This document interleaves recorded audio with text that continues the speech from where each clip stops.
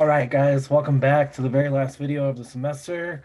And we're going to continue on with Monroe's motivated sequence. As I mentioned in the last video, the first one was at UPenn, the Edinburgh School of Communication. It's kind of like the Harvard of communication schools. This school is a little bit different. This school is here in California. It's at UCI. It is the School of Informatics, which is essentially like information science or computer science sort of deal, because as you guys know, I am a huge tech nerd and I love virtual reality. So I have a big choice, and the big choice is to make either go to Harvard, the School for Communication, what I've studied for like 6 years, or start fresh and go to UCI and start creating some pretty awesome content with virtual reality and see how that goes. So yeah, so let me know the next time that we have lecture what you guys think. We'll take a poll and we'll see what what you guys think I should do. Because keep in mind, like, remember, like, once my student, always my student. So if I go to Harvard, can you imagine that letter of recommendation? That'd be awesome.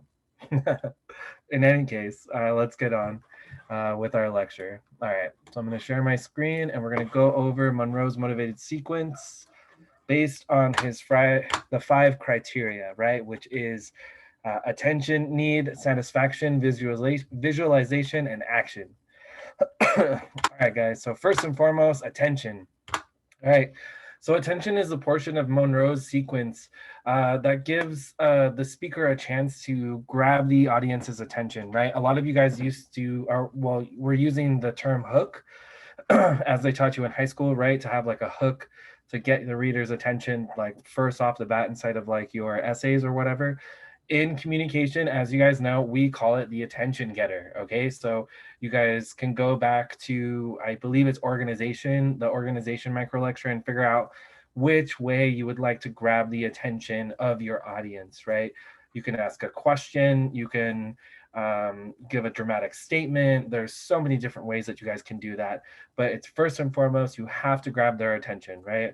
And this essentially shows the importance of the topic, like why you need to pay attention to it, like why does your audience need to listen to what you're going to try to persuade us on, right? That's super, super important that you grab the attention of the audience right off the bat. And some of you guys have already been doing that with your informative speeches, and I'm really proud of you guys. So just keep that motivation going, keep that same attention to those speeches going. All right, so next is the need. So the need in Monroe's motivated sequence shows why there is a need for change, right? Like why your topic needs to understand the need for change, right? And that's typically shown by how it's going to affect the population, right?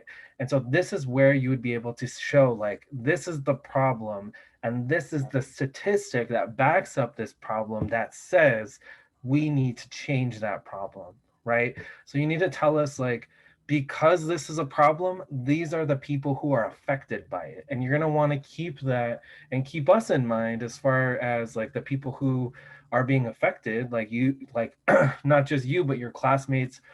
Maybe you're not affected by it, but the environment's infected by it, right? Maybe you don't have cancer, but someone else has cancer. That sort of deal. So when you're thinking of the need in Monroe's motivated sequence, think of how many people, how vast the vast number of people are being affected by the problem that you're bringing up to us. Okay.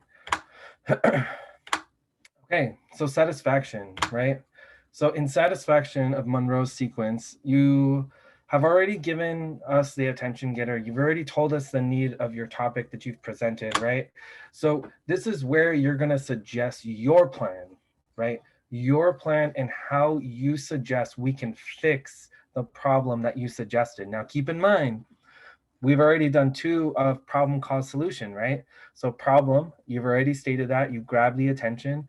And need, you've already told us what causes it. And then satisfaction, you're already giving us a solution to the plan, right?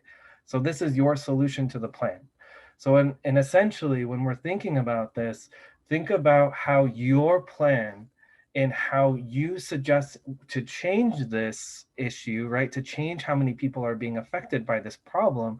This is your opportunity to show your plan is a good plan, right? And you're going to back that up with evidence. You're going to back it up with numbers. You're going to back it up with a program that was implemented to change that problem, right? But it's not getting enough attention, right? And so this is where you're going to figure that out, okay?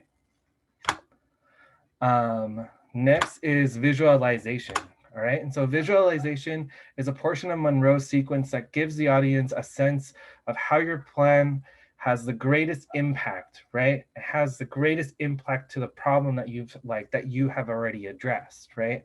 And this is where you're going to tell your audience that your plan is the best.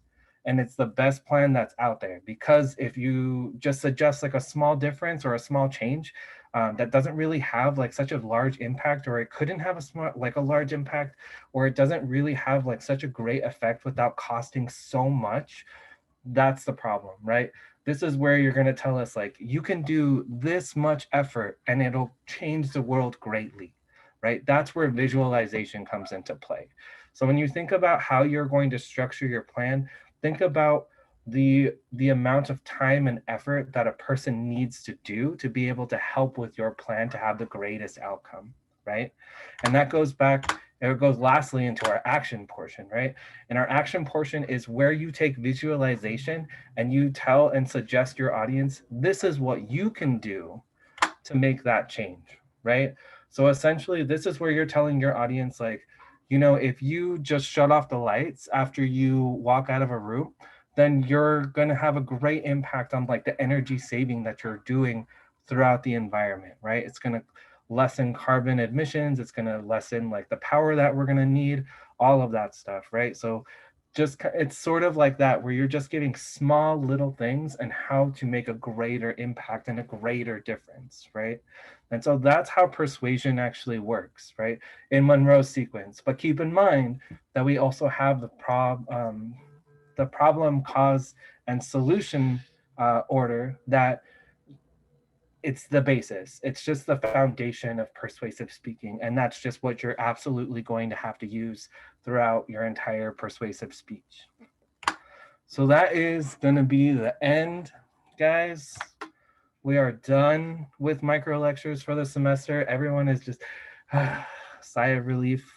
Uh, but you guys should have already answered the questions that I had inside the micro lecture. If you didn't, please make sure you go back, because you wouldn't be able to go forward. But yeah, and that's going to be it, guys. So if you guys have any questions about any of the micro lectures that we have done since the midterm, please go back and redo those. Please go back and redo those. Because remember, I take those questions and I place them on the final, which I'm still debating. So we'll see. But make sure you do that studying. Make sure that you guys are all ready and prepared for everything that you can possibly do, okay?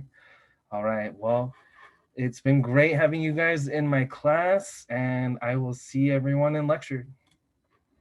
Bye.